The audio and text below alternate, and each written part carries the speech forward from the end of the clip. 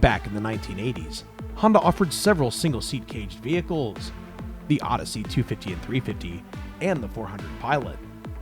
These two-stroke machines were a lot of fun, but their two-wheel drive designs were somewhat limiting for trail use. Fast forward 24 years, Polaris has become a dominant force in the off-road market, thanks in part to its successful line of RZR side-by-sides and Sportsman ATV models. Polaris recently turned their attention to capturing a bigger piece of the entry-level ATV market. Rather than simply designing another conventional ride-on model, they decided to rewrite the rules by designing and building a caged ride-in vehicle, similar to the Odysseys, but with 4-stroke power, 2- or 4-wheel drive, and greater cargo capacity. The result is the 2014 Polaris Sportsman Ace 325.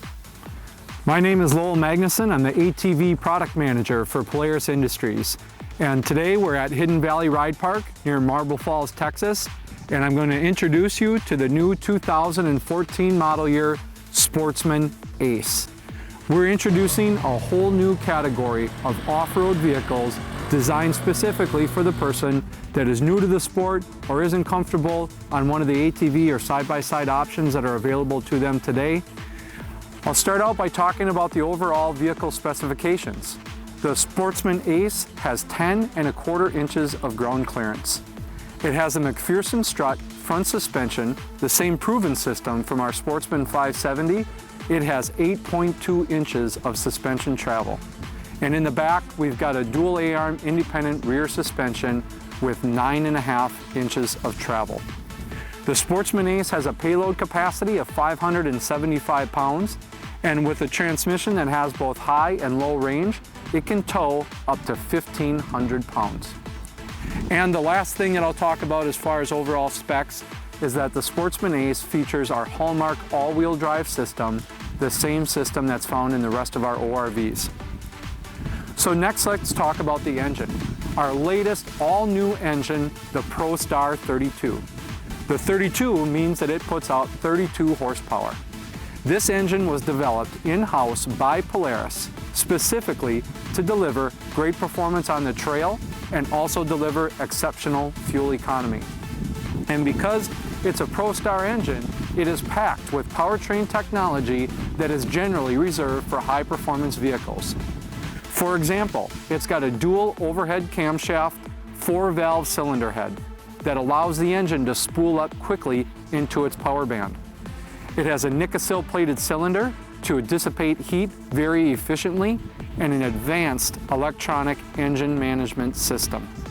The combination of all of these technologies allow the engine to put out as much power or more power than our Sportsman 400 HO and the same amount of power as our Ranger 500 EFI.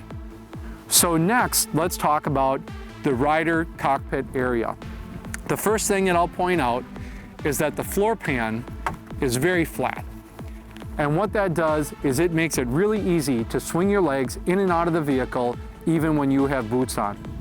And that carries over to the foot pedal area where, thanks to the McPherson strut front suspension layout, there's plenty of room to operate the controls.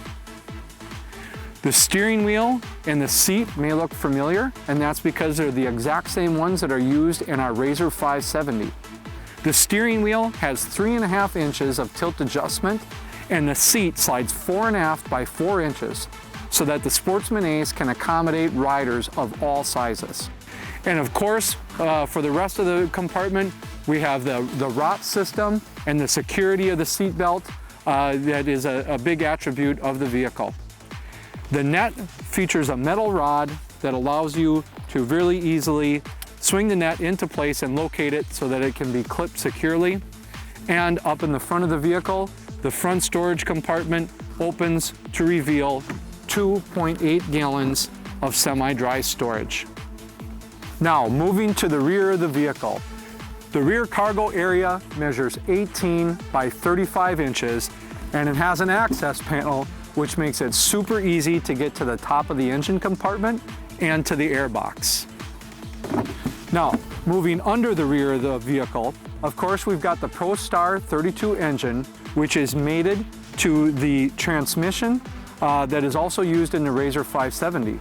The RZR 570 has also donated its dual A-arm rear suspension and its brake system. Not only does that give the Ace an awesome ride, but it has a ton of stopping power. So that takes us through the overall base vehicle, but we're not done there. So the Sportsman Ace has more than 20 different unique accessories that are available. And I'll go through them section by section. The first thing that we'll talk about is vehicle protection. Okay, so this vehicle is equipped with front bumpers, with Nerf bars, and with rear bumpers. It also comes with A-arm protectors that can be mounted underneath the vehicle. So next, let's talk about rider protection. So for rider protection, we've got a full windshield like the one that's mounted on this vehicle. We also have a sport windshield and a half windshield. We have a rear closeout windshield that is available, and of course the roof. So this is a lock and ride hardtop roof. There's a soft top roof that's also available. And the last thing for rider protection that I'll talk about are these great accessory doors, just like the ones that are featured on our RZR XP. The Sportsman Ace can be equipped with up to a 3,500 pound winch. There's a storage bag that mounts up underneath the roof. That's to keep your stuff high and dry when you're riding down the trail. There's a cargo bag that mounts behind the seat. And then in the cargo area, we have two different options for bags that can go in. There's a soft-sided bag, and then shown here, you have the hard-sided bag, my personal favorite, over 3 gallons of dry storage that fits perfectly into the cargo area on the back of the vehicle. We have an MTX audio system that's mounted up underneath the roof of this vehicle. We also have LED light bars and many different wheel and tire combinations to truly customize the look of your Sportsman Ace. Test rider Rob Ray helped us put the Ace to the test, dressed in his Fly Racing F2 carbon helmet and Fly Racing kinetic pants and jersey. Stepping into the machine, the adjustable tilt steering wheel and adjustable seat makes setting up the cockpit's ergonomics a breeze for riders of most sizes. The brake and gas pedals are located by your right foot, right where you'd expect them. The small ridge running down the center of the floorboard may annoy riders with larger feet, but it didn't hamper us from reaching the brake pedal. The turnkey starter and two-wheel drive all-wheel drive selector switch are located on the dash panel. The transmission's range selector switch is easily reached, located by your right hip. Rolling on the gas, the 325cc ProStar 32 engine pulls gently off the line. Low-end power is pretty mellow and shouldn't overwhelm even complete novices. Entering the mid-range, the engine continues pulling steadily, but it feels a little sleepy for experienced riders. Most EPA-compliant stock engines start signing off early in the upper RPMs, so just when you think the Ace is lacking in the engine department, it pleasantly surprises you with a controllable but very noticeable surge of top-end power. The engine's top-end surge gives it a sporty feeling that makes the Ace entertaining for experienced drivers. We regularly utilize the transmission's low range for rock crawling. The clutch engages at very low speeds and low range, allowing you to crawl along, providing plenty of responsiveness for crawling over rock ledges or small logs. In low range, the machine tops out at around 25 miles per hour. The engine's top-end rush makes the machine fun in wide open spaces and allows you to get out of corners at a good clip. In high range, we got the Ace up to around 45 miles per hour on one straight, and heard of another 200-pound editor getting their unit up to around 50 miles per hour. The Ace provides a greater level of stability than you might expect.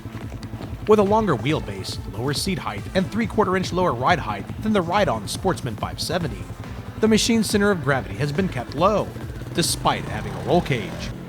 It feels very planted on climbs and descents, and never felt tippy on any of the side hills we encountered. You can pitch it sideways out of corners in gravel or mud. However, there isn't quite enough width or horsepower to break the back end loose in high traction corners without running the risk of possibly two-wheeling. Like any four-wheeled machine, there is a tipping point, but we felt the Ace was plenty stable for aggressive driving on most trails. Steering effort is pretty light, as is bump feedback felt through the steering. The Ace does a good job of going where it's pointed, with little pushing and no hint of oversteer. On loose corners, Rob loved braking hard, then steering in to set the car up for the turn.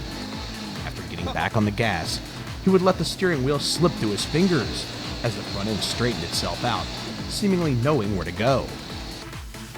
The steering requires a little more management on uneven, washed-out sections that might want to make the front end wonder a bit, but overall, its steering is predictable. The selectable all-wheel drive system operates in two-wheel drive unless the rear wheels start spinning, at which point the front wheels kick in, providing four-wheel drive. After you chop the throttle and get back in the gas, the system will revert back to two-wheel drive unless the rear wheels start spinning again. Having that all-wheel drive option is super important in a vehicle you plan on riding on sometimes muddy or rocky trails. If the old Honda Odyssey set offered it, they might have been more popular and stuck around longer. Polaris got it right. Rob's favorite part of the machine's performance was its suspension. It soaked up rocks, was plush on small drop-offs, and never bottomed when getting a little air. The suspension is capable of dealing with the performance of the engine, which makes the car fun to drive, regardless of your skill level.